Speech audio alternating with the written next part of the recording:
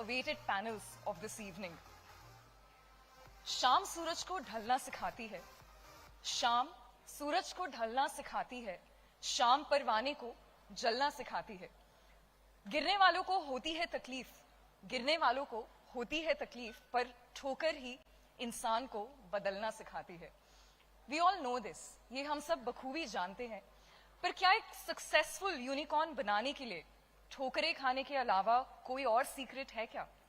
Again at the cost of repeating my self, हजारों की महफिल है, जश्न हुनर जारी है। हजारों की महफिल है, जश्न हुनर जारी है। इस बारे में मेरे कुछ ना कहने में ही समझदारी है। हम उन्हीं से सुनेंगे जो इस मैदान के अव्वल खिलाड़ी हैं, दिग्गज हैं of building a unicorn. Let's move on to one of the most exciting and awaited panels of this day and evening, Secrets to Building a Unicorn. Well, हमारा दिल बहुत खुश है. I know you know why. Because एक बार फिर, for the second time in a row, we are privileged to welcome Ashneer Grover, founder, Third Unicorn.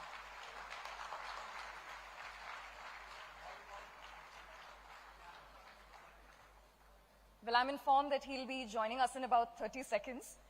And हमारा दिल और भी खुश इसलिए है because we have Aseem Ghavri, co-founder, Third Unicorn. और इस पैनल को बांधने वाले हैं हमारे moderator Puneet Verma, founder, Cybrain software solutions.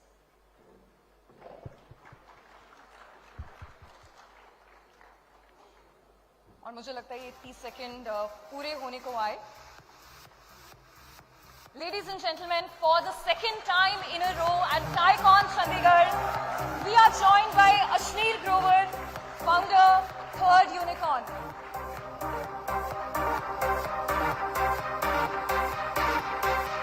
Very warm welcome to you, Ashneer, and thank you so much for joining us. And we're also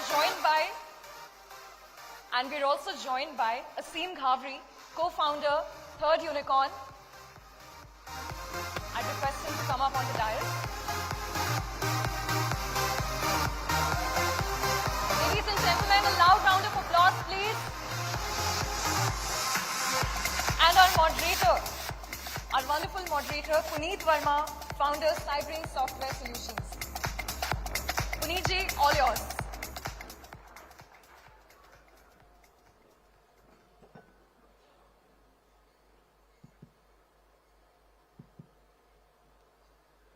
hello, good evening guys. सुबह से टकटकी लगा के बैठे हैं लगता सारे के सारे। सो थैंक यू अशनीर जी चंडीगढ़ आने के लिए। और ये दूसरी बार आप चंडीगढ़ आ रहे हैं टाइकॉन में, तो हमारा तहे दिल से धन्यवाद उसके लिए आपका। और इस बार आप हमारे चंडीगढ़ के लड़के के साथ आए हैं, असीम। इसने बहुत तरक्की करी है, जो ये आपको साथ में लेके आ रहा हूँ, साथ में बैठ पा रहे हैं तीनों। असीम की मेहनत है इसमें, और चंडीगढ़ को इसके ऊपर गर्व होना चाहिए। क्या बोलते हो गाइस?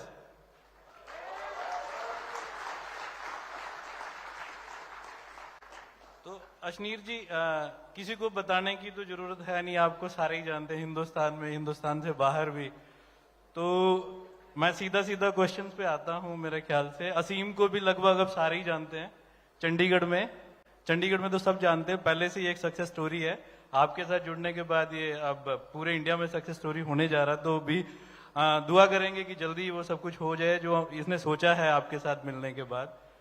तो मेरा पहला क्वेश्चन अशनीर जी आपसे ये रहेगा, आपने भारत पे बनाया, उसके बाद क्रिक पे बनाया, तो दोनों में फर्क क्या है जो आपको मेजर लगता है कि भारत पे में ये किया होता तो शायद इससे बेटर होता जो आपने क्रिक पे में किया?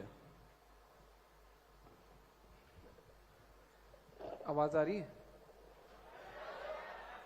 पीछे आ रही है आवाज? ठीक है।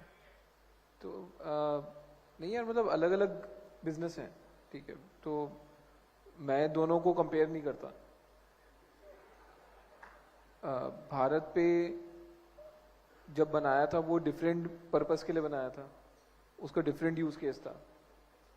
क्रिक पे अलग पर्पस के लिए बनाया। लोगों को क्या है कि लोग कुछ भी बना लो, लोगों ने गाली देनी है, ठीक है।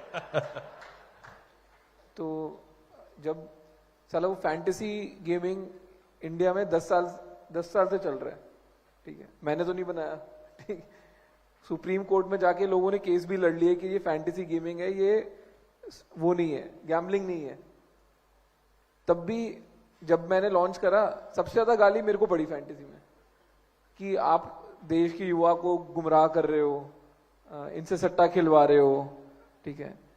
अरे मतलब भाई ड्रीम 11 को 10 साल हो गए अभी हमने शुरू भी नहीं करी, हम तो इनफैक्ट उनसे बेटर ही कर रहे हैं कि भाई ठीक है, जो एक गेमिंग पे पैसा लग रहा है, जो वैसी जनता लगा रही है, उसका एक पार्ट हम क्रिकेट में देना चाहते हैं ताकि क्रिकेट थोड़ा ज्यादा मेरिटोक्रेटिक बने। तो हम तो उस पर्सपेक्टिव से आए थे।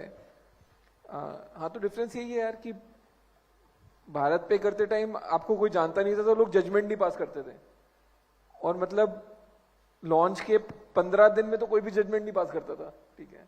अब आपको सब जानते हैं तो सब लोगों के पास जजमेंट है पहले दिन से ही, तो वो फर्क हो जाता है। मतलब वो स्केल ऑफ, मतलब लोगों का आउटलुक बदल जाता है, कैसे आपको देखते हैं। बाकी तो ठीक है यार, मजा आना चाहिए बिजनेस करने में, मेन तो है। असीम, सेम क्वेश्चन तेरे से पर डिफरेंट एंगल में।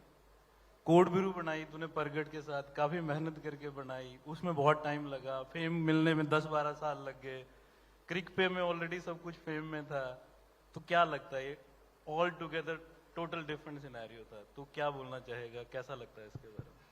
नहीं, फेम तो मेरे को इनकी वजह से मिला। हाँ। तो वहाँ पे हमने यार बिल्कुल ग्राउंड लेवल पे मेहनत की, एक कंपनी स्टार्ट की और उसको ग्रो किया, प्रॉफिटेबल, कोई फंड नहीं रेज किया, तो वो एक डिफरेंट जर्नी थी। ये कम्प्लीटली एक डिफरेंट जर्नी है, उसमें टाइप ऑफ क्लाइंटेल डिफरेंट थी, वो B2B था, ये B2C है। Best part is in this I am working with him, मतलब लर्न करने को बहुत कुछ मिलता है and you get to understand एक बड़ा व्यू। मतलब आप ये देखो कि इतना बड़ा, यस, हजारों करोड़ों से नीचे बात नहीं होती। 1000 करोड़ तुम काफी सालों से कर रहे हो, उससे बड़ा होना चाहिए। मतलब आप ये देखो ना, यूनिकॉर्न या $10 बिलियन कंपनी के विजन से नीचे तो फिर नहीं हम सोचते, मतलब वो थॉट प्रोसेस पहले नहीं था। तो ये एक बहुत बड़ा डिफरेंस है, वो थॉट प्रोसेस चेंज होने का, वो लर्निंग, तो ये एक बहुत बड़ा डिफरेंस है कोड ब्रू और यहाँ पे क्रिक पे में काम करने में। अशनीर जी, शार्क टैंक के पहले की लाइफ, शार्क टैंक के बाद की लाइफ? नहीं, किसकी लाइफ? मेरी लाइफ, बाकी शार्क्स की लाइफ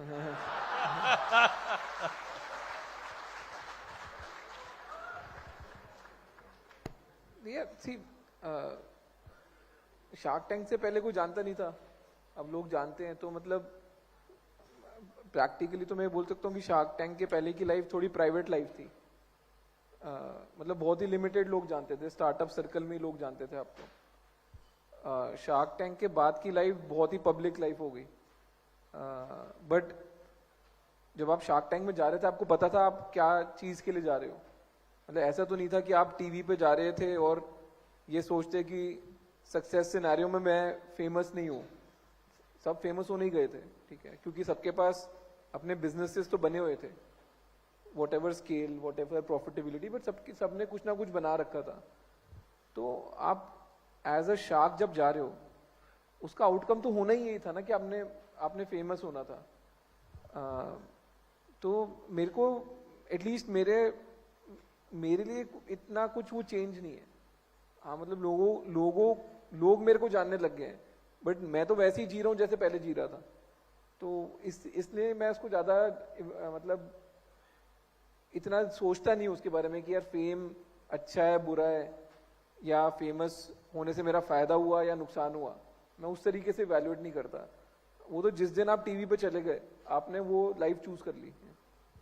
पर इससे रिलेटेड एक क्वेश्चन है, अब आप सेलिब्रिटी हो, हर कोई आपको देखना चाहता है, हर कोई आपको सुनना चाहता है, किताब लिखी जो सबसे बेस्ट सेलर है, तो अब आपको एड्स करी क्रिक पे की, वो भी आपने अपने आप करी, तो आपको लगता नहीं अब मूवी बन जानी चाहिए और उसका एक्टर, एक्ट्रेस और विलन कौन होनी चाहिए? आपको क्या लगता है? मतलब मूवी बन जानी चाहिए, मतलब मूवी तो बन रही है ऑलरेडी। ये सच्ची बोल रहा हूँ, मूवी बन रही है। ये कब हुआ? ये असीम है नहीं शायद मूवी में, लग रहा है मेरे को रोल नहीं मिला। वही प्रॉब्लम है ना, मैंने इसका सीन ही नहीं रखा था इसलिए बताना नहीं था। मैं थोड़ा लेट आया इनकी लाइफ में। नहीं यार, मूवी तो बन रही है, कोई मोदी जी बना रहे हैं मूवी। तो सच्ची बता रहा हूँ, कोई मोदी जी बना रहे हैं। अब तो कोई क्या एक ही मोदी है क्या? साला सुबह तुमने गुलशन ग्रोवर को बुलाया नहीं था? ठीक है, तो ग्रोवर भी तो हो सकते हैं, मोदी भी तो हो सकते हैं, बट मूवी ऑलरेडी बन रही है। देखते हैं, मेरे ख्याल से साल भर में आ जानी चाहिए बाहर। आपने मोदी जी का नाम लिया, तो पॉलिटिशियन कब बन रहे हैं आप? पॉलिटिशियन बनते थोड़ा, वो पैदाइशी पॉलिटिशियन होते हैं। नहीं यार, बनने को तो इलेक्शन तो 2024 में ही है, तो 2024 में ही बनेंगे, उससे पहले बनने का फायदा क्या है? क्या माने, मोदी जी के नाम के साथ कोई पार्टी का कनेक्शन भी है? नहीं भाई, मेरा देखो सिंपल उसूल है, जोन सी पार्टी जिता रही है वही है पार्टी। मतलब यहाँ पे पॉलिटिशियन का कोई दीन ईमान नहीं है। आज एक चीज बोल रहा होता है, अगले दिन दूसरी चीज बोल रहा होता है। ठीक है, तो सी मेरा पर्पस पॉलिटिक्स में जाने का बहुत सिंपल है। मेरे को लगता है कि बहुत फंडामेंटल चीजें हैं जो इंडिया में चेंज होनी चाहिए, जिन पे कोई डिस्कशन ही नहीं करता। ठीक है, ऊपर ऊपर से बातें होती रहती हैं। तो मेरे को वो फंडामेंटल चीजें ड्राइव करनी है, बट कोई भी चीज ना ऑपोजिशन में बैठ के ड्राइव नहीं हो सकती। ठीक है, हाँ मेरे पास टाइम बहुत है, बिकॉज अगर तुम 40 साल की उम्र में पॉलिटिक्स में घुस जाते हो तो तुम्हारे पास कम से कम 20 साल है, और उस 20 साल में तुम ढंग से भी खेलोगे। मतलब मैथ्स एवरेज भी ले लो तो 50% टाइम तुम ऑपोजिशन में बैठोगे, 50% टाइम तुम पावर में होगे। तो अगर 10 साल आपको ढंग से काम करने को मिल जाए तो मेरे को लगता है इम्पैक्ट आ सकता है। तो लड़ना तो 2024 का इलेक्शन ही है, बाकी देखते हैं। असीम, क्या लगता है, बंदा सेलिब्रिटी है, मूवी उसकी आ रही है, पॉलिटिशियन बनने वाला है, को फाउंडर होके कभी कभी डर नहीं लगता यार मेरी पर्सनालिटी खत्म ही हो जाएगी? नहीं, मेरी पर्सनालिटी बन रही है, खत्म कैसे होगी? आप इतनी मतलब ऐसी पर्सनालिटी के साथ आप रहते हो, कहते हैं ना कि जैसे अपना सर्कल बनाओ, 5 लोग के एवरेज होते हो आप, राइट? ऐसी बड़ी रील्स चलती हैं। तो I think I am with him, I am spending time with him, तो होपफुली ऐसी पर्सनालिटी बन जाए सून। मतलब तू ऐसा बोलना चाह रहा, मोदी और शाह बड़ी पार्टनरशिप? ओके, तो आपसे एक क्वेश्चन मैं पूछूंगा। सेलिब्रिटी बन के पैसा भी है, नेम भी है, फेम भी है, पॉलिटिशियन बनने के बारे में आप सोच रहे हैं, मूवी ऑलरेडी बन रही है, तो एंटरप्रेन्योरशिप में क्या रखा है फिर? सी एंड ऑफ द डे आपका एक कोर है कि आप काम क्या करते हो, आप जाने किस लिए जाते हो। मतलब celebrity for the purpose of celebrity बनने का कोई मतलब नहीं है ना। मतलब वो कौन बनती है, वो उर्फी जावेद, क्या नाम है उसका, सेलिब्रिटी तो वो भी है। ठीक है, कभी वो जीन्स नीचे पहनने की जगह जीन्स ऊपर पहन के आ जाएगी। ठीक है, मतलब तो उसका कोई मतलब नहीं है। वो यूएस में कर्डाशियंस है, ठीक है, वो फेमस है क्योंकि वो फेमस है, किसी को नहीं पता वो फेमस क्यों है, बट फेमस है। ठीक है, तो उसका कोई मतलब नहीं। मेरे को लगता है हर बंदे का एक कोर होता है कि आप कोर पे काम क्या करते हो। For me that core is being an entrepreneur. ठीक है, एंड मेरे को उसी चीज में एक्साइटमेंट आती है कि कोई नई प्रॉब्लम पकड़ो, कोई नई चीज मार्केट में उतारो, उसको स्केल करो, उसको उसके बारे में सोचने में उसी से मेरे को मतलब मोटिवेशन मेरी वहीं से आ रही है। एंड यार कभी ये थोड़ा होता है, अब आप कभी मुकेश अंबानी को पूछते हो कि अरे सर इतना बड़ा घर है, इतने रईस इंसान हो, सबको जानते हो, अब क्यों बिजनेस करते हो? वो भी तो हर साल एक नया बिजनेस डालेगा, अगले साल दूसरा नया बिजनेस डालेगा। सो आई थिंक वो तरीका सोचने का सही नहीं है कि अरे आपने इतना कमा लिया, अब छोड़ो, अब छोड़ दो, अब तो ऐश करो। I don't subscribe to that view, क्योंकि आपको वैल्यू कुछ कमाने से नहीं मिल रही है, आपको वैल्यू काम करने से मिल रही है। ठीक है, मतलब even if today Mukesh Ambani बोलता है कि मैं जिंदगी भर खर्चूंगा, खर्च ही नहीं सकता।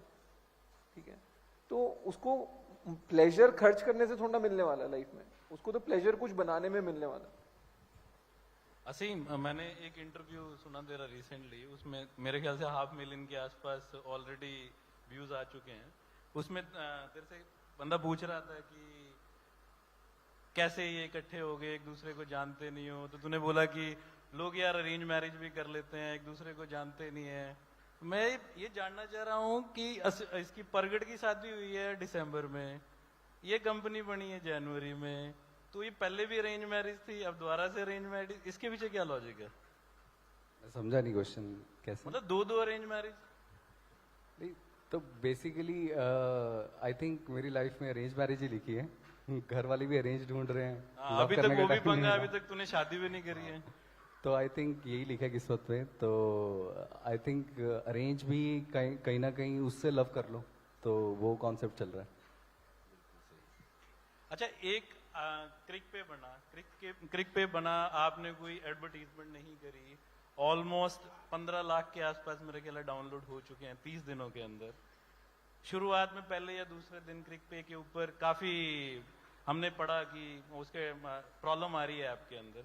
वो खराब कोडिंग की वजह से थी कि लोग बोट चला रहे थे? क्या लगता है आपको? What do you think? आपने रिसर्च किया होगा, क्या आउटकम आया उसका?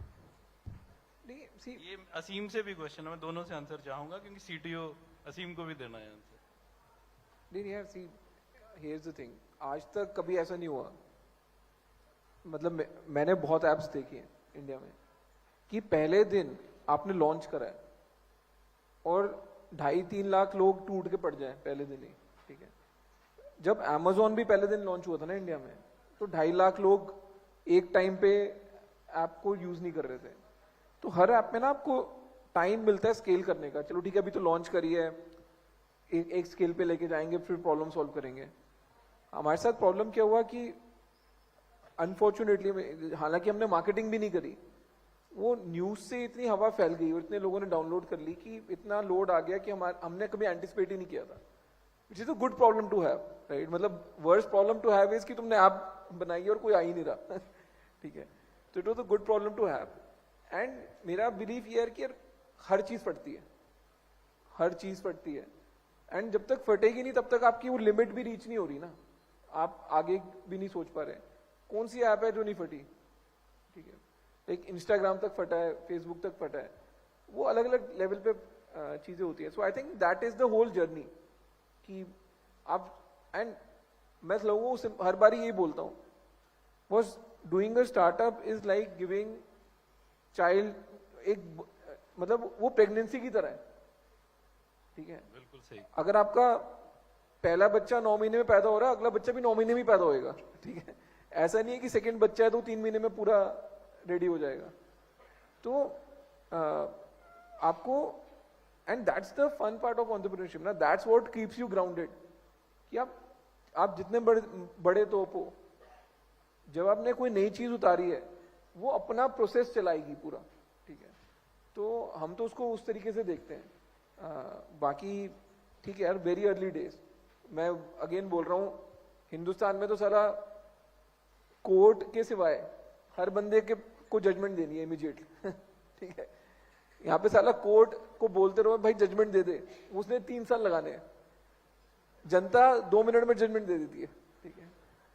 तो that's the fun part of doing business in India. Aseem, technical way से आंसर? टेक्निकल वे से इसका यही आंसर है कि आई थिंक वो इतना लोड हमने एंटिसिपेट नहीं किया था जैसे लॉन्च करते हुए। बट मैं आपको बहुत एक इंटरेस्टिंग स्टोरी बताता हूँ। ऐप लॉन्च हुई और इतना ट्रैफिक था और लोग हैक भी कर रहे थे। सिचुएशन थी जितना यूजर था उससे ज़्यादा लोग हैक करने की कोशिश कर रहे थे। तो with in 30 minutes 40 minutes app was down. ये मतलब सबको पता ही है, ऐप 30 मिनट चली नहीं। तो मेरी तो थोड़ी सी मतलब फट गई थी, मतलब लिटरली पूरी फट गई थी। तो मैंने अश्नीर को फ़ोन किया कि मतलब मैं थोड़ा मतलब वो हो गया था, आई वॉज टू ओवरवेल्म्ड कि यार के मतलब कि ये तो मतलब गलत कर दिया मैंने बहुत बड़ा। तो मतलब मुझे लगा मेरे को थोड़ा मतलब कोई भी होता, प्रगट को आप जानते हो, किसी को जानते हो, तो वो कैसे रिएक्ट करता। तो इन्होंने बहुत कामली कहा कि we are together in this, कि जो होगा कोई चक्कर नहीं, तो जा इसको सॉल्व कर, तो डर ना, जो हुआ कोई इशू नहीं है। तो इन्होंने पूरा सपोर्ट दिया। ये मतलब ये बात मैंने नहीं बताई, ये कॉन्वर्सेशन आपने ये पूछी, ये सवाल किसी ने नहीं पूछा। तो मतलब ये बहुत मतलब मैं उस दिन इनके लिए रिस्पेक्ट मेरी 10x होगी। मतलब उन्होंने मेरे को कहा कि कोई इशू नहीं, हम साथ हैं इसमें, तो जा इसको सॉल्व कर। तो विद इन 30-40 मिनट्स नेक्स्ट मतलब 45 मिनट्स बाद app was up and running. उसके बाद कोई ज़्यादा इशू आए नहीं। तो आईपीएल मई एंड में खत्म हो जाएगा। अभी 15 लाख के आसपास डाउनलोड है। हम क्या एक्सपेक्ट कर रहे हैं 31 मई तक, कितने डाउनलोड एक्सपेक्ट कर रहे हैं? और रेवेन्यू का भी अगर मैं क्वेश्चन पूछूं तो R be in the way of making the revenue की अभी हम बर्न तो मेरे को लगता नहीं कहीं कर रहे हैं। मार्केटिंग में कोई पैसा खर्च नहीं हो रहा है आपके नाम पे, और आपकी एड्स इतनी अच्छी चल रही है कि मेरे को नहीं लगता कि अभी किसी और से ऐड कराने की जरूरत है। तो क्या क्या बोलते हैं आप इसके ऊपर? नहीं, यही प्रॉब्लम है जब इन्वेस्टर को आप एंकर बना दो ना।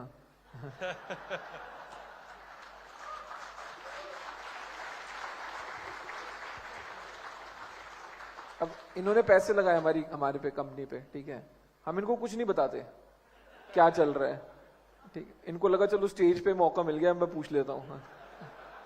मैं तो नहीं बता रहा।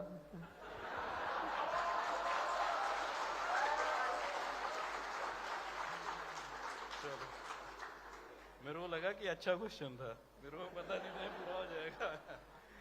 एनी हाउ, तो अब मैं सोच रहा हूँ पूछूं क्या, कौन सा अच्छा लगेगा कौन सा बुरा लगेगा। अब आपने एंटरप्रेन्योरशिप के ऊपर एक जगह बोला कि मैं एक सर्विस क्लास फैमिली से आता हूँ, माधुरी मैम एक बिजनेस क्लास फैमिली से आती हैं। तो माधुरी मैम ने जितना आपको बिजनेस के बारे में सिखाया और जितना उन्होंने आपको तैयार किया बिजनेस करने के लिए, वो ज्यादा बड़ी मोटिवेशन थी आपके लिए कि आप बिजनेस में आए। तो मैं ये जानना चाहूंगा कि एंटरप्रेन्योरशिप वाली लाइफ ज्यादा बेटर रही आपको कि जॉब करने वाली ज्यादा बेटर रही? और ये एक्सीडेंटल एंटरप्रेन्योरशिप बनी कि पुश करने वाली एंटरप्रेन्योरशिप बनी? नहीं, मतलब यार देखो, वो तो आउटकम पे डिपेंड करता है ना। अगर आपने एंटरप्रेन्योर बन के ज्यादा पैसे कमा लिए, ज्यादा सक्सेसफुल हो गए, तो आपको हमेशा लगेगा यार एंटरप्रेन्योरशिप वाली लाइफ अच्छी है। अब अगर आप जॉब करते हुए ज्यादा पैसे कमा रहे थे, आपको ज्यादा खुशी हो रही थी, तो वो लाइफ बेटर है। मतलब मेरे को एक चीज पता है कि मैं फिर से नौकरी नहीं कर सकता लाइफ में।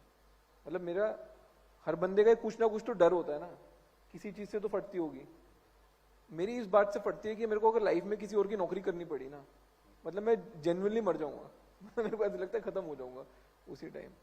एंड ये इसलिए नहीं है कि मेरे को ये लगता है कि नौकरी करना बुरी चीज है। आई थिंक आप जब नौकरी कर रहे हो ना, आप अपने दिमाग का 20% यूज कर रहे हो, लिटरली ऑन एन एवरेज 20% अपना पोटेंशियल यूज कर रहे हो। जब आप एंटरप्रेन्योरशिप कर रहे हो, आप अपने औकात के बाहर खेल रहे हो, कंप्लीटली औकात के बाहर खेल रहे हो, आपको पता ही नहीं है। आप आधा टाइम खुद को भी फॉल्स कॉन्फिडेंस दे रहे हो, दूसरों को भी फॉल्स कॉन्फिडेंस दे रहे हो, बट उस चक्कर में कुछ बड़ी चीज बन रही है, ठीक है, तो उसका मजा ही अपना है। तो एटलीस्ट मेरे को पर्सनली, मेरे लिए तो एंटरप्रेन्योरशिप वाला phase is the more exciting phase. मैं खुद लोगों को बोलता हूँ कि जब मैं खुद भी फाउंडर नहीं बना था, जब मैं ग्रोफर्स में था एज अ CFO, मैंने पहले साल में इतना सीख लिया था जितना मैंने 9 साल बैंक्स में काम करके नहीं सीखा था। तो क्योंकि यार कुछ भी करो, जब आप जॉब कर रहे हो, आप सुबह 10 बजे दफ्तर आए, शाम को 5 बजे गए या 8 बजे गए, आप चले गए, उसके बाद कोई फर्क नहीं पड़ रहा। साला लाला का धंधा, लाला का माल, लाला की टेक्नोलॉजी, ऐप चले ना चले, मेरे 8 बज गए भाई, ठीक है, अब तो मैं कल सुबह 10 बजे आऊंगा, फिर बात करेंगे, ठीक है। बट एज अ फाउंडर आप वो नहीं सोच सकते ना, रात के 4 बजे हैं या सुबह के 6 बजे हैं, आपको करना ही करना है, और आपको मजा भी उसी चीज में आ रहा है। असीम, तूने नौकरी बहुत कम करी है, सीधे बिजनेस में आया, बहुत मतलब 2-3 साल के लिए नौकरी करी? नहीं करी मैंने, करी नहीं है ना, करी नहीं है। तो कॉलेज से निकलते ही तू इसमें आ गया, तो तेरे दिमाग में क्यों आया कि डायरेक्ट मैं काम धंधा करूं, नौकरी ना करूं? ऐसा क्या था, किस चीज ने तेरे को ऐसा तैयार किया? आई थिंक मैंने अपने आसपास देख लिया था कि जो जॉब कर रहे हैं, मेरे पेरेंट्स दोनों जॉब कर रहे थे, और मेरे फ्रेंड्स थे उनके पेरेंट्स बिजनेस में थे। तो हमें हर चीज़ के लिए साइकिल लेनी है तो 3 साल वेट करना पड़ता था कि तू इतने मार्क्स ला, उतने मार्क्स ला। तो मैंने कहा यार कि लाइफ चेंज हो सकती है बिजनेस करके। तो मेरा वो विजन और गोल क्लियर था कि यार बिजनेस करना है, फाइनेंशियल इंडिपेंडेंस चाहिए मुझे, ऐसे 1 साल 2 साल 3 साल के लिए चीज़ों के लिए वेट नहीं करनी। तो आई थिंक वो मोटिवेशन मेरी वहीं डिफाइन हो गई थी। और जब मैं कॉलेज गया था, मैं तो +1 +2 से लग गया था उसी डायरेक्शन में, एंड कॉलेज में ही मैंने अपना पहला बिजनेस स्टार्ट कर दिया था। एंड कॉलेज से निकलते निकलते आई थिंक अपने कॉलेज में जाके मैंने हायरिंग कर ली थी प्लेसमेंट ड्राइव फाइनल ईयर में ही। ओके, सो क्या नाम, अब एक और क्वेश्चन है तेरे लिए, वो तेरे से ही क्वेश्चन है। तेरे को क्या लगता है अब ये थर्ड यूनिकॉर्न में तू आ गया है, एक बिजनेस का 100 करोड़ की कंपनी के बाद सीधा हजारों करोड़ की कंपनी बना रहा है अशनीर जी के साथ, अब इससे next what is your target, what you want to achieve? देख, जब मैंने बेसिकली स्टार्ट किया था मैंने इतना ही सोचा था कि मुझे बिजनेस में जाना है और एक सक्सेसफुल बिजनेस बनाना है। तो उसके बाद मैंने यही सोचा था कि मुझे कुछ किसी बड़े एंटरप्रेन्योर के साथ काम करना है। अभी तक तो मैंने इतना ही सोचा है, कुछ इससे ज़्यादा मैं जब तक एक फेज़ ख़त्म नहीं होता उसको एक सक्सेस स्टोरी नहीं बन जाती, दूसरे फेज़ के बारे में सोचने का पॉइंट नहीं है। तो आई थिंक अभी यही फेज़ है, इसी को जी रहा हूँ, इसी को एंजॉय कर रहा हूँ और आगे कुछ नहीं सोच रहा इसके बारे में कि आगे क्या करना है, living in the present. So I believe I shall open the house for public now. So guys, your questions.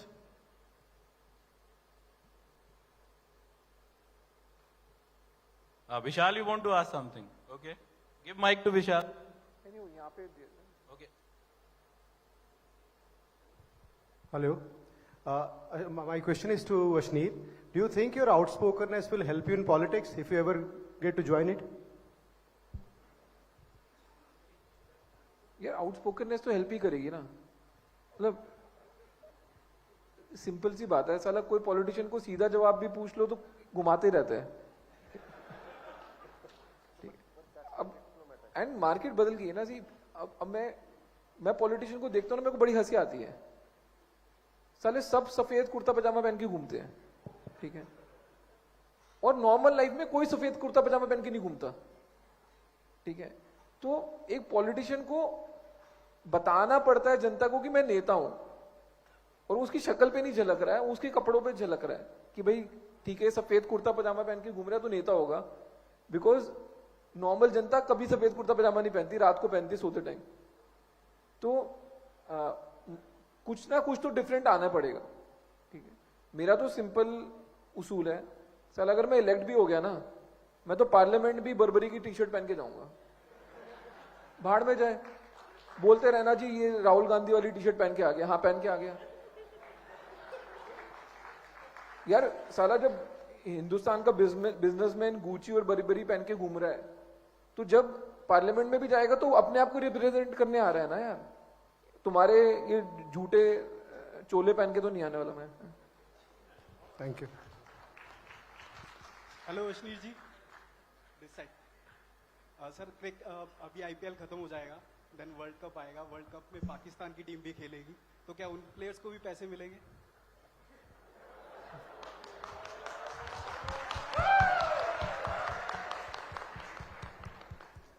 ये इंटरेस्टिंग क्वेश्चन है। तो पहले वर्ल्ड कप तो आने दे भाई। सर हमारे से ज्यादा पाकिस्तान के लोग वेट कर रहे हैं इसका। नहीं, अच्छा पाकिस्तान के लोग वेट कर रहे हैं कि उनको पैसे मिलेंगे। नहीं, उसमें भी हमने कुछ और जुगाड़ निकाला है।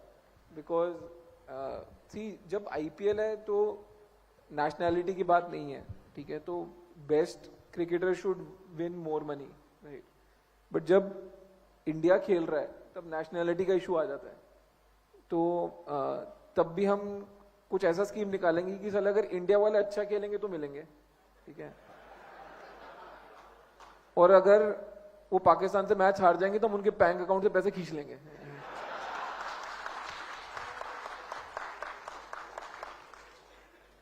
हाँ जी, वहाँ पीछे माइक दे दीजिए। सर मेरा नाम अभिजीत है।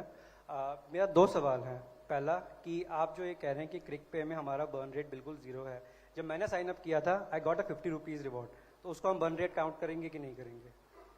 दूसरा कि कॉल इट भारत पे या सक्सेस, लॉस में जब हमने इकोनॉमिक टाइम्स देखा था रिसेंटली, सबसे ऊपर था, सबसे लंबा बार ग्राफ था लॉस में, अराउंड 3000 करोड़। तो ये हम कह सकते हैं कि आपके बाद वो लॉस हुआ है बट वो लेगेसी कंटिन्यू हुई है, तो हम उसको कैसे आप जस्टिफाई करते हैं उस चीज़ को?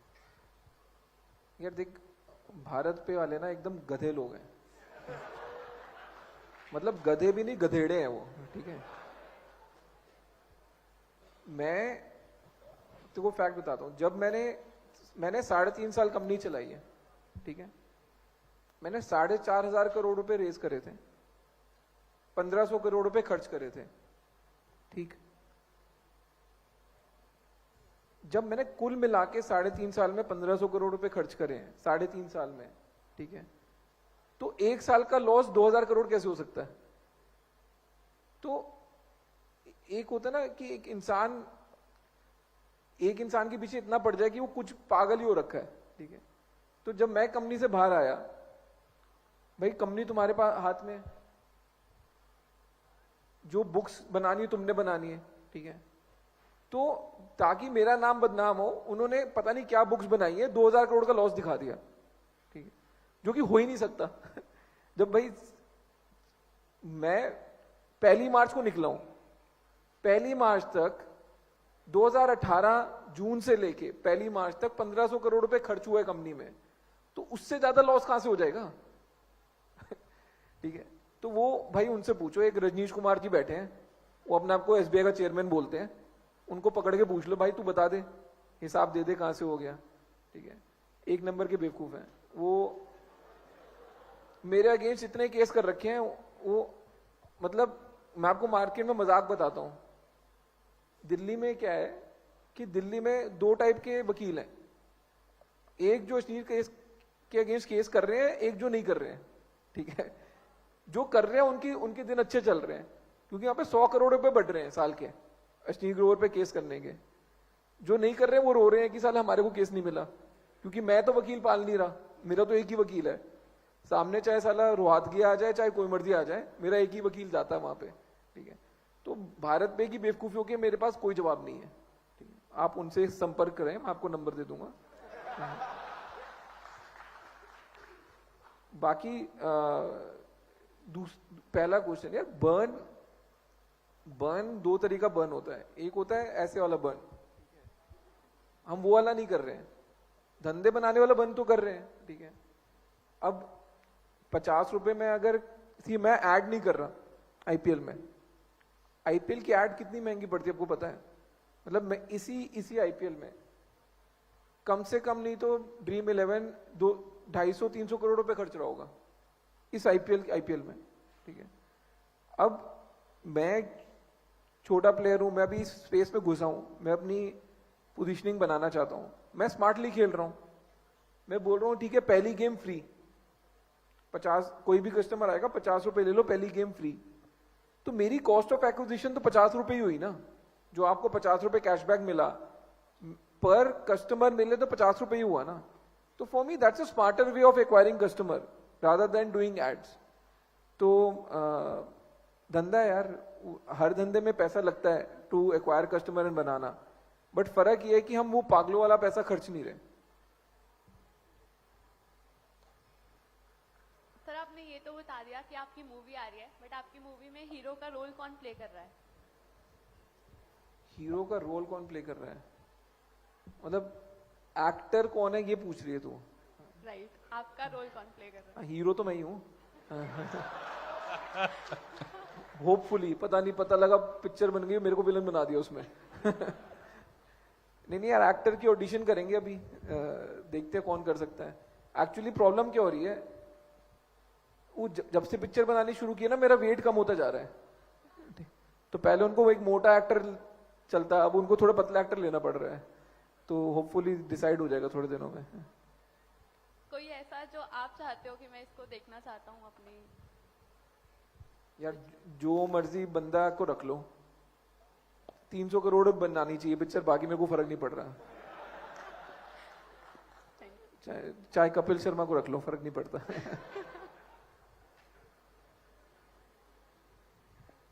Hi Ashni sir, hi Asim.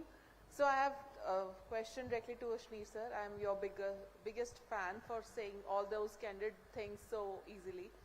So first question is, sir, what is your bigger purpose of your life? You have done one unicorn, you're into another, you're becoming a politician. What is the bigger purpose you're achieving? And when is your next book and with what title is it coming? यार ये बिगर purpose नहीं पता होता मेरे को life में, ठीक है। मैं इतना सोचने वाला बंदा नहीं हूँ, मैं एकदम कैपिटलिस्ट बंदा हूँ. मेरे लिए हर चीज की मेजर, मतलब सक्सेस की जो मेजर है ना वो पैसों में है. ठीक है, कि अगर तुमने किताब उतारी, तुम्हारी किताब क्या सबसे ज्यादा बिकी या नहीं बिकी, that is a good measure of success for me. तो मैं नंबर्स ड्रिवन बंदा हूँ. कई लोगों को लगता है कि कुछ इंटेलेक्चुअल पर्पस होगा, कोई लार्जर पर्पस होगा लाइफ में. नहीं है यार, क्यों चाहिए? मेरे को लगता है अगर हर बंदा नंबर्स ड्रिवन बन जाए और कैपिटलिस्ट बन जाए, देश का वैसे ही भला हो जाएगा. ठीक है, तो मेरा कोई लार्जर पर्पस नहीं है, मैं कोई बाबा नहीं हूँ कि इवेंचुअली ये करना है, या मैं तो धरती में ये करने आया था. मैं तो धरती पे मजे लेने आया था. मैं मजे ले रहा हूँ. Thank you so much.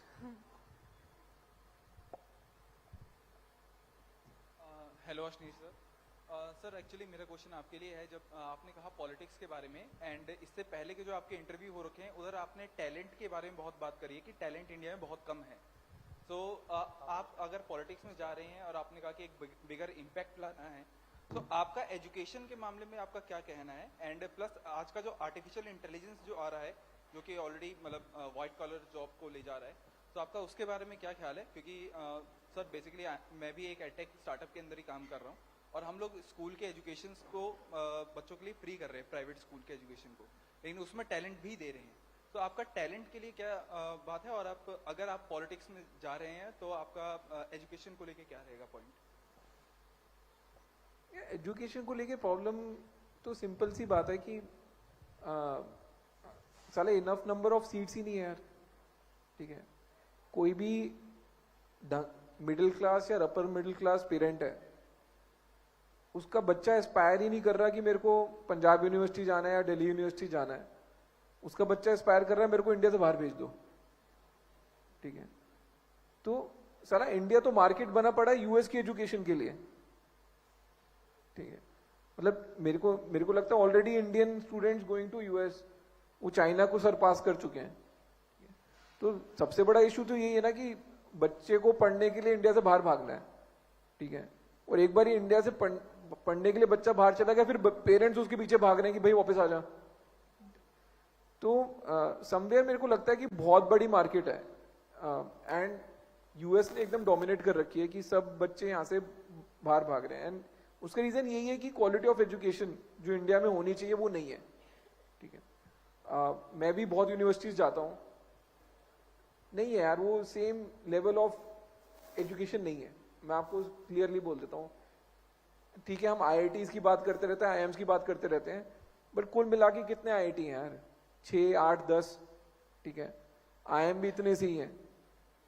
बाकी जो कॉलेज है उसमें क्या हाल है? वहां पे क्या प्लेसमेंट लग रही है बच्चों की पढ़ने के बाद? क्या अटेंडेंस लग रही है? क्या प्रॉफ्स टॉप टैलेंट आ रहा है पढ़ाने के लिए? ठीक है, वो सब मेजर गैप्स हैं. एंड मैं होपफुल ये हूं कि प्राइवेट यूनिवर्सिटीज वो गैप को आइडेंटिफाई कर लें और एजुकेशन को ले आए, और उसको देखते देखते गवर्नमेंट भी उठ जाए. वरना अदरवाइज अब मेरे को नहीं पता साल के 1 लाख बच्चे बाहर जाते हैं, कितने बाहर जाते हैं, ये नंबर ना बहुत जल्दी 10 लाख पहुंच जाएगा.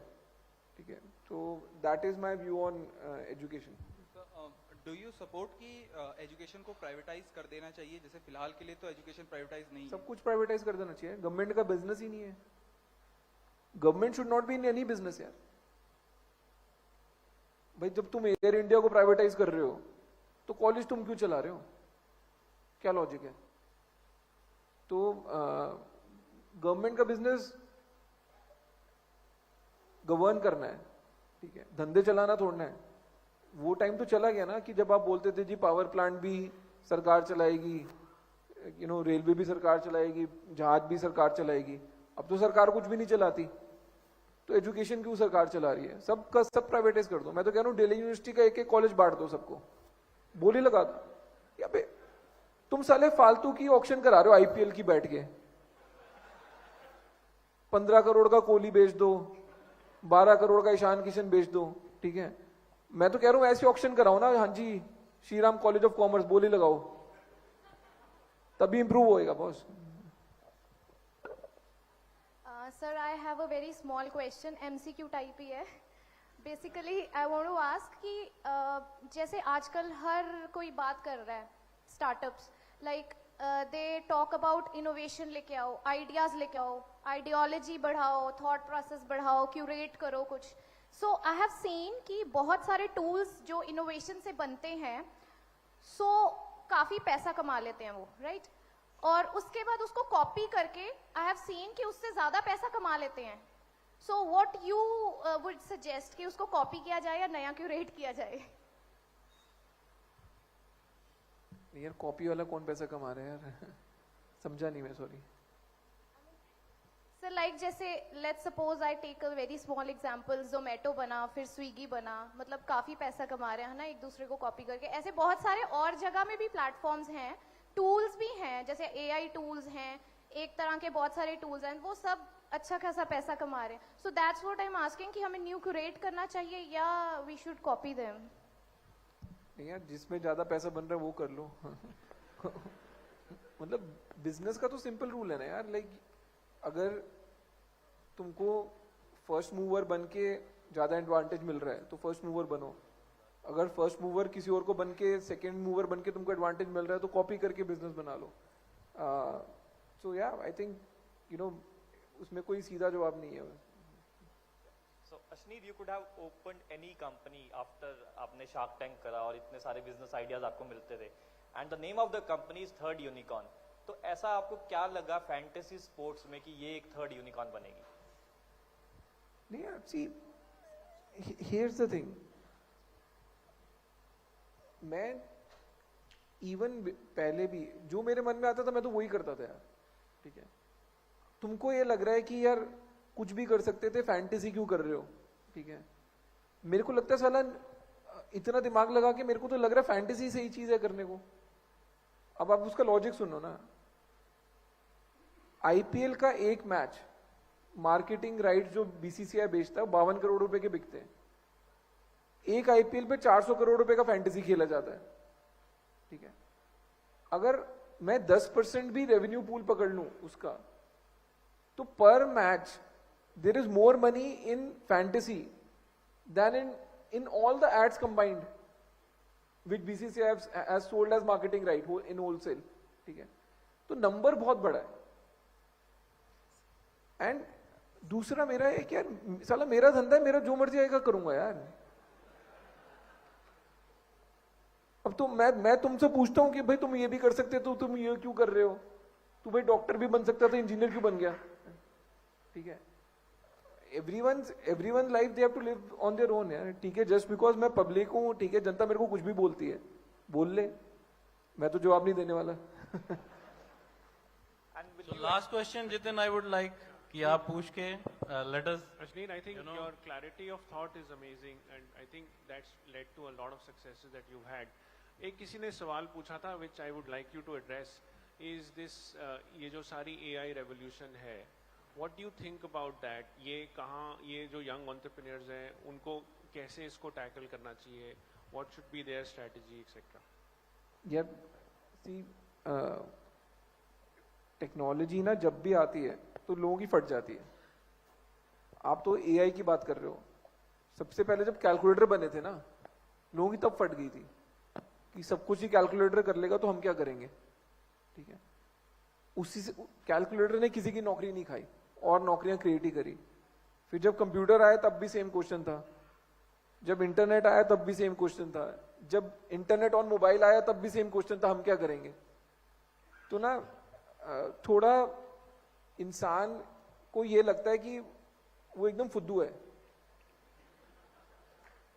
और एक ना एक दिन कोई तो चीज आ जाएगी जो बोलेगी भाई तू तो फुद्दू है, तेरा तो कोई वजूद ही नहीं है अब.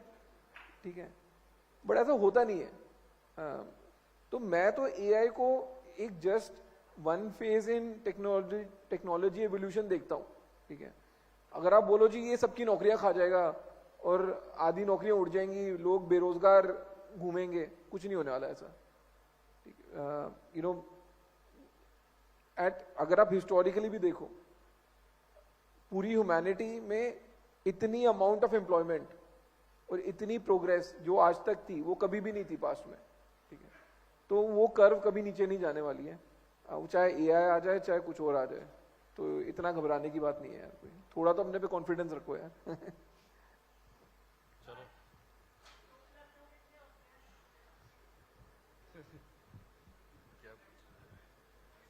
चैट जीपीटी खोल के देख ले, उसमें डाल।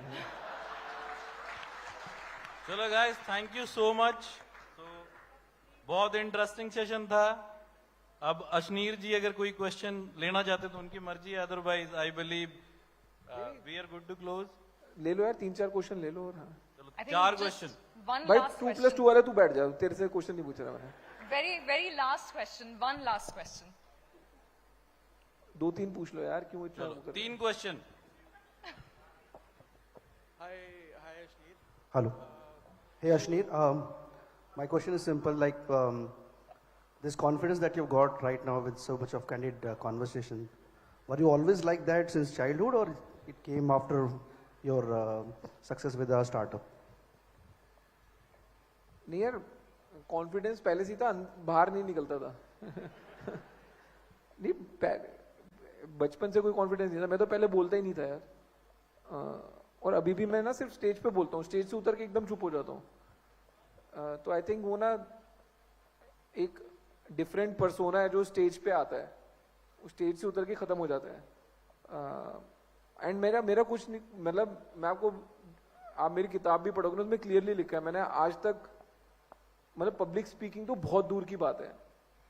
मतलब एक रूम में अगर 3 लोग बैठे होते थे ना, मैं तब चुप हो जाता था। मेरा ऑप्टिमम कॉन्वर्सेशन होता था, एक बंदा और बैठा है और एक मैं बैठा हूं, तो चलो बात हो जाएगी। 2 बंदे आ गए ना रूम में, तो मैं चुप कि मैं नहीं बोल रहा अब। तो मैं तो इतना शांत था। वो तो चले गए शार्क टैंक में, साला वो कैमरा को कुछ दिख गया हम में, या मेरे को कुछ कैमरा में दिख गया, उसके बाद अब बोल लेता हूँ, फर्क नहीं पड़ता है। Hi sir, so all the businesses you have done till date, all of those were digital, और retail businesses की बहुत बड़ी percentage है Indian economy में. So what's the future for retail businesses and what's the future for digital businesses? अबे हर चीज का future मेरे से क्यों पूछते रहते हो यार? इसका क्या फ्यूचर है, उसका क्या फ्यूचर है, आपका क्या फ्यूचर है, मेरा क्या फ्यूचर है? अब मतलब मेरे पास कोई मशीन है क्या फ्यूचर में देखने की? मेरे को नहीं पता भाई, मैं बताता हूँ फ्यूचर में क्या होने वाला है। गाइस ये लास्ट क्वेश्चन है, वो मैम है, उनको 7 बज रहे हैं, 8 बजे मैं खाना खाने वाला हूँ, ये बता सकता हूँ बस। उसके बियॉन्ड का मेरे को नहीं पता। तो वो मैडम को माइक दे दें, ये लास्ट क्वेश्चन है। Can we quickly have the mic in the front row? It's not about future. I just want to know what is your honest sentiment about the startup ecosystem outside of Bangalore in India? Honest sentiment about startup ecosystem outside Bangalore. यार सी, अभी पिछले साल जो euphoria था, अभी वो euphoria नहीं है, ठीक है। उसका रीजन क्या है कि पिछले साल पैसा बहुत आ रहा था, तो जब पैसा आता है ना तो बंदे में कॉन्फिडेंस आता है। अब वो पैसा आना बंद हो गया है, ठीक है। इनफैक्ट जो बंदे पैसा भेज रहे थे, अब वो सवाल भेजते हैं कि भाई पहला पैसा भेजा था उसका जवाब दो या हिसाब किताब दो। तो थोड़ा सा ना म्यूटेड है सेंटीमेंट, स्टार्टअप स्पेस पे म्यूटेड है, बट इतना भी खराब नहीं है जितना बाहर खराब है। यूएस में इंडिया से बहुत ज्यादा खराब सेंटीमेंट है, मतलब किसी को स्टार्टअप में पैसे ही नहीं लगाने। इंडिया में अभी तक वो बुरा हाल नहीं हुआ है। इंडिया में ये है, हाँ ठीक है, बड़ा पैसा लगना बंद हो गया है, बट लोगों को ये नहीं लग रहा कि फ्यूचर में स्टार्टअप होंगे ही नहीं या ये सब बंद हो जाएंगे। तो 2022 के बाद वाला जो फेज चल रहा है ना, वो थोड़ा प्रॉफिटेबिलिटी वाला फेज है कि भाई तमीज से धंधा करो, बहुत तुमने मजे कर लिए। तो अब थोड़ा, और जब भी तमीज से काम होता है ना तो शांति हो जाती है, मतलब पार्टी नहीं चल रही अभी। तो दैट्स द सेंटिमेंट है। And what about the ecosystem, like ecosystem in general outside of Bangalore? जब हम startups की बात करते हैं, जैसे पंजाब का या some states which are still catching up on the ecosystem. So what's your take on those states? नहीं यार, सी इकोसिस्टम अगर आप देखो, इट्स 60-40 बैंगलोर एंड दिल्ली, ठीक है। 60% of all big startups are in Bangalore, 40% of all big startups are in Delhi. उसके बाद ना एकदम से वो टेल बन जाती है, बहुत ही थिन हो जाता है। Even Bombay is not high on startup on startups. मतलब जितने भी ढंग के लोगों ने बॉम्बे में स्टार्टअप करी है वो इवेंचुअली या तो दिल्ली शिफ्ट हो गए या बैंगलोर शिफ्ट हो गए. सो दो शहर की कहानी है घूम फिर के स्टार्टअप्स. उसके बियॉन्ड बहुत ही थिन चल रहा है अभी तक. होपफुली चेंज हो जाएगा बिकॉज यहाँ पे महंगा इतना हो गया है. अब कभी मैं पढ़ रहा था कि बैंगलोर में 3 BHK आपको 1 लाख रुपए से कम का नहीं मिल सकता. अब इतने महंगा अगर मैं किराए पे घर लूंगा तो उस बंदे को तनख्वाह भी उतनी ज्यादा देनी पड़ेगी. So everything is going to come down to cost very soon. And I am hoping कि when it come to cost, जो दिल्ली और बैंगलोर की इन्फ्लेशन है becomes a disadvantage for those cities and advantage for the other cities. Thank you ji. Last question. No, I believe Ashneer ji हमें समय की कमी की वजह से बंद करना पड़ेगा. Thank you guys. बहुत अच्छा आपने साथ दिया इस पूरी डिस्कशन में. थैंक यू अश्नीर जी, दिल्ली से इतनी दूर आने के लिए हमारे पास. और thank you Aseem. Thank you so much. We are very proud of you. Thank you. Thank you so much to this wonderful panel. And पहले बता देती हूँ, मैंने क्लियर करने को, मैंने खत्म करने को नहीं कहा. अगर आप उम्मीदें वक्त से लगा के शिकवा हमसे करेंगे तो आप कमाल करेंगे. Well, thank you so much for being here this evening and candid, raw and unfiltered like always. To felicitate this wonderful panel, can I please have on the dais Vishal Kedia, Director, Develop Tech IT Solutions Private Limited, and one of the pilot investors of Third Unicorn. Ladies and gentlemen, let's have a loud round of applause for Ashneer Grover, founder, Third Unicorn.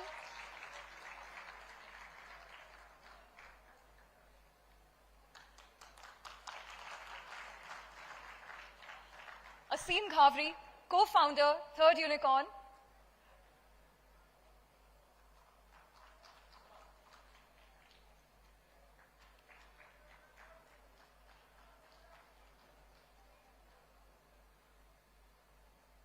And our formidable moderator, Puneet Verma, founder, Cybrain Software Solutions. Well, he brought it all together so beautifully. So can we have a loud round of applause for him?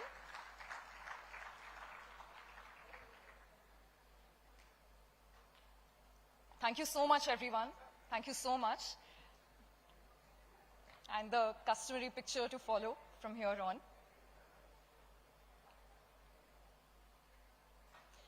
Well, शाम-ए-फिराक का वक्त है, यानी it's that evening where we must part ways once more. शाम-ए-फिराक अब ना पूछ, आई और आके टल जाएगी. दिल है कि फिर बहल जाएगा, जान है कि फिर संभल जाएगी. मे बी जान का मामला नहीं है, लेकिन दिल का जरूर हो सकता है. दिल बहल जाएगा जब हम अगले साल फिर मिलेंगे टाइकॉन पे. एंड एक और दफा रॉबिन सर आपको जहमत करनी होगी to give the vote of thanks. First of all, thank you, Niharika. You've shown a lot of energy throughout the day, right? And you've been at, I think, 5th Icon. Thank you very much. We have a small gift for you. Yes, yes. This, okay.